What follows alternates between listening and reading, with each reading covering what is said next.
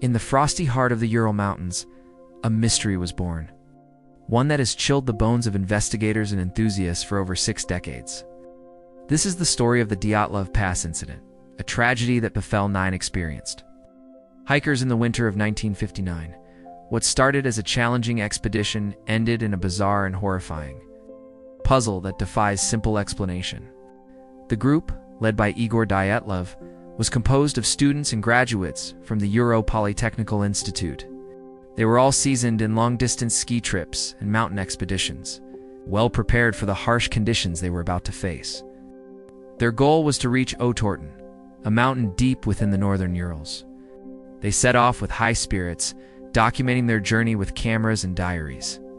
The early photos show a group of smiling, capable young people, full of life and adventure, completely unaware of the grim fate awaiting them.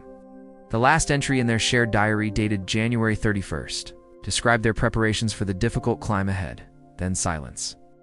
When the group failed to send a prearranged telegram by February 12th, their families grew worried. A search party was dispatched, but it wasn't until February 26th that they found the first clue. The group's abandoned tent on the slopes of Kholat Syakhl, a mountain whose name ominously translates to Dead Mountain in the local Mansi language. The scene at the tent was the first piece of this confounding mystery. The tent was heavily damaged, but not by weather. It had been sliced open, deliberately, from the inside. This suggested that whatever had happened, it caused the hikers to panic and flee their only shelter in a desperate hurry, without even pausing to untie the entrance. Even more strangely, most of their belongings, including warm clothing, boots, and supplies, were left behind. Investigators found 9 sets of footprints leading away from the tent, down the snowy slope towards a nearby forest. The footprints indicated that some of the hikers were barefoot, while others wore only socks or a single shoe. Fleeing into the sub-zero Siberian wilderness, underdressed and unprepared, was a death sentence. The first 2 bodies were discovered about a mile away, under a large cedar tree at the edge of the woods. They were Yuri Krivonishenko and Yuri Doroshenko. They were dressed only in their underwear, and their hands were raw and bruised as if they had been trying to climb the tree in a frenzy. The remains of a small fire were found nearby, but it seemed to have offered little comfort. A short distance away, between the cedar tree and the camp, 3 more bodies were found: Igor Dyatlov, Zinita Kolmogorova, and Rustam Slobodan. Their positions suggested they were attempting to return to the tent, crawling back up the slope against the biting wind. They were more warmly dressed than the first 2, but still inadequately for the extreme cold. The official cause of death for these first 5 hikers was hypothermia. It was a tragic but seemingly straightforward conclusion. A group of hikers, perhaps disoriented, fled their tent and succumbed to the elements. But the discovery of the remaining 4 hikers 2 months later shattered any simple explanation. They were found in a ravine, buried under more than 10 feet of snow, not far from the cedar tree. These 4 had suffered injuries that were unlike anything seen before. Nicholas Thibault Brignoles had a severely fractured skull. Ludmila Dubinina and Semyon Zolotaryev had sustained catastrophic chest fractures, broken ribs, and internal damage comparable to the force of a high-speed car crash. Yet, perplexingly, there were no corresponding external wounds or soft tissue damage. It was as if they had been crushed by an immense, unseen pressure. The most unsettling discovery was yet to come. Ludmila Dubinina was missing her tongue and eyes.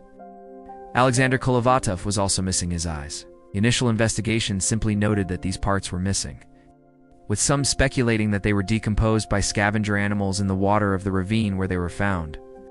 However, this explanation has never fully satisfied those who have studied the case. To add another layer of strangeness, tests conducted on the clothing of several of the victims revealed significant levels of radioactive contamination. The source of this radiation has never been identified. Was it a coincidental contamination from their work at the university, or was it somehow connected to the events of that night?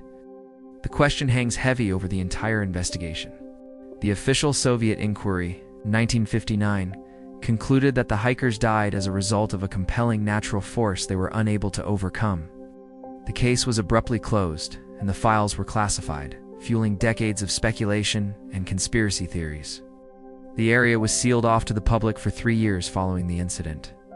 Over the years, the most widely accepted scientific explanation has been the avalanche theory. The idea is that a slab avalanche, a delayed snowslide, struck the tent. This would explain the need to cut their way out and the internal injuries seen on some of the hikers. The pressure of the snow could have caused the crushing chest and skull fractures without leaving external marks. However, the avalanche theory has its own problems. The slope where the tent was pitched was not particularly steep, making a natural avalanche unlikely. Experienced hikers like Dyatlov's group would have known not to camp in an avalanche-prone area. Furthermore, the search party that found the tent reported no signs of an avalanche. The footprints leading from the tent were also clearly visible, which they likely would not have been if a wall of snow had just descended. This has led to a host of other, more sinister explanations. Some have pointed to the local Mansi people, suggesting a ritualistic attack.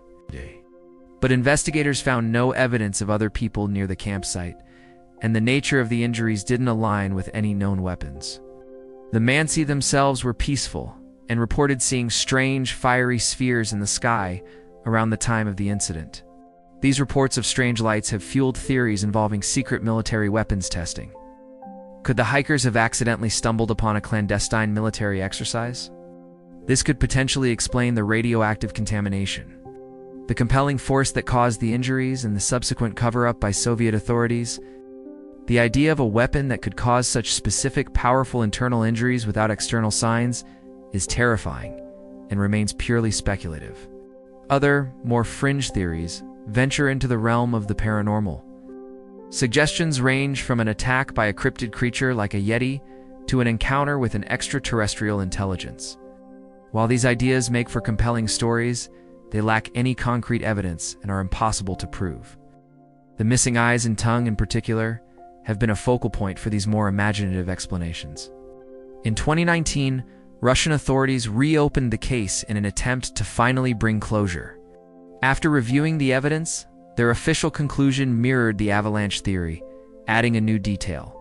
They suggested a slab avalanche, which can occur on less steep slopes under specific weather conditions.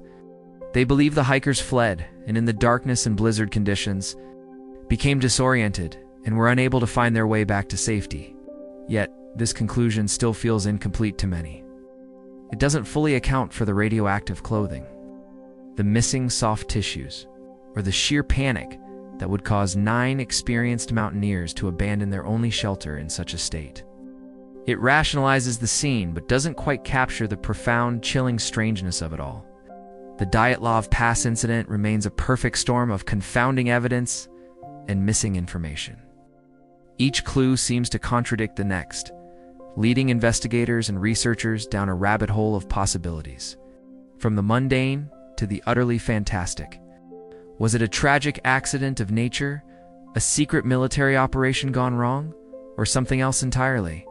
The diaries and photos left behind are a poignant reminder of the vibrant young lives that were cut short on that frozen mountainside.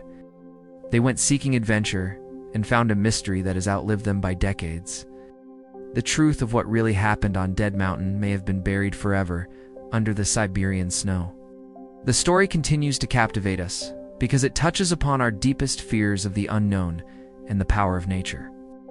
It's a puzzle with too many pieces that don't fit, a narrative with a missing final chapter. And until that chapter is written, we will continue to look at the evidence, to theorize, and to wonder what truly happened to the 9 hikers of the Dyatlov Pass. If you are fascinated by mysteries that challenge our understanding of the world, be sure to subscribe to my channel, Curiosity Repo, for more deep dives into the unexplained.